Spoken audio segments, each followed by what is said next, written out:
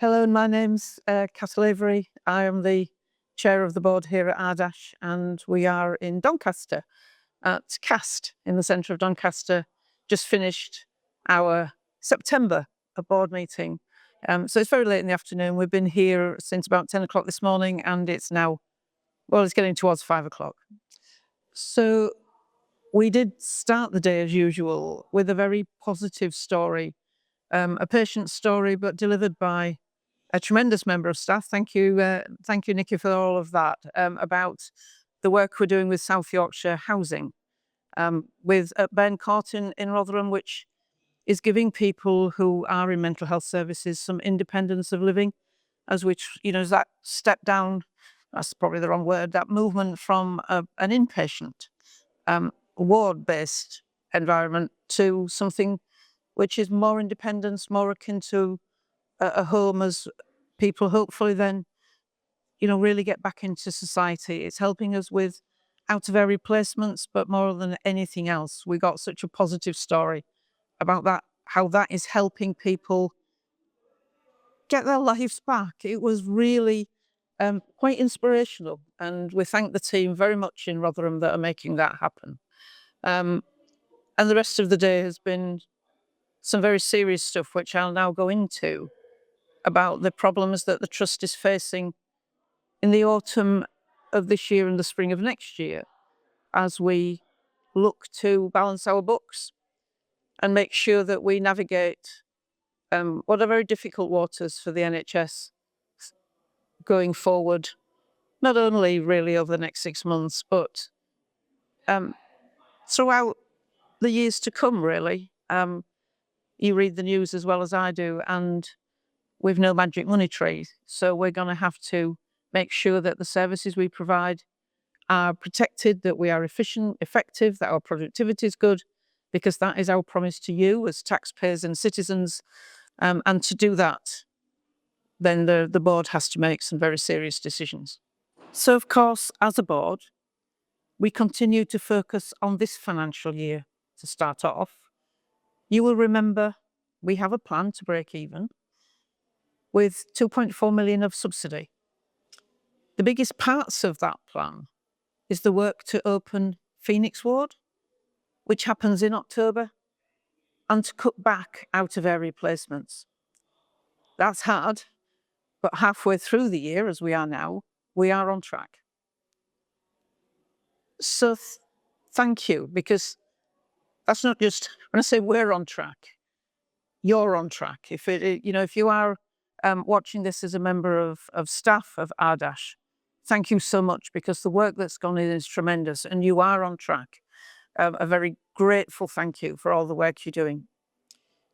It does come down to making sure no one stays in our ward beds longer than they truly need for their acute care. And I know how hard responsible clinicians, ward managers and matrons are working to make that a reality. Big shout out to Doncaster for having no out-of-area placements for the first time in 5 years. I mean, how incredible is that? Well done, Doncaster. Thank you so much.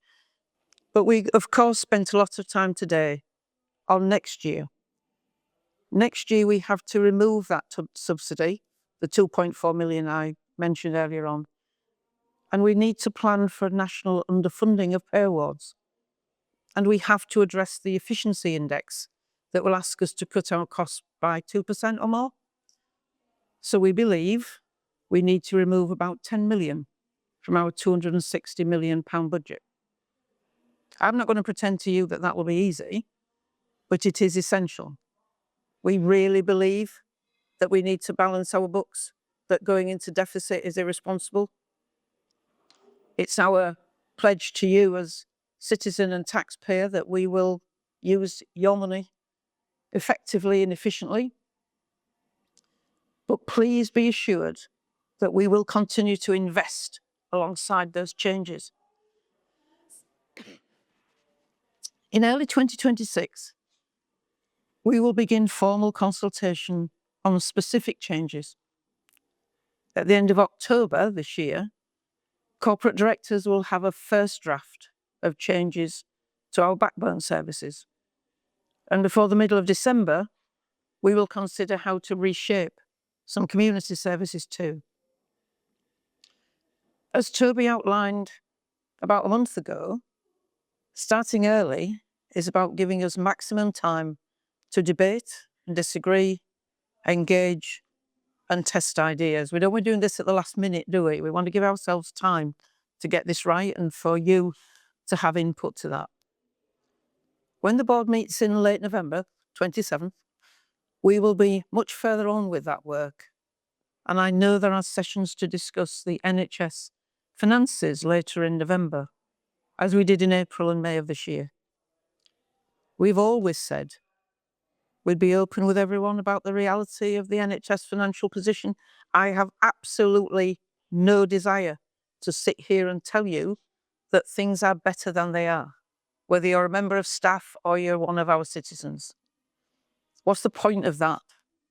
So I'm making no apology for encouraging managers and leaders to share ideas. Please do that. We need everyone. The board's papers are obviously in public, and you can listen to a recording of our discussions too. Please do. We've had some good debates today. I hope when you do listen or you read the board papers, you get that impression that this board is taking these matters very seriously, but with our values and beliefs absolutely front and centre. So thank you for listening to this. A little bit of a different vlog for me.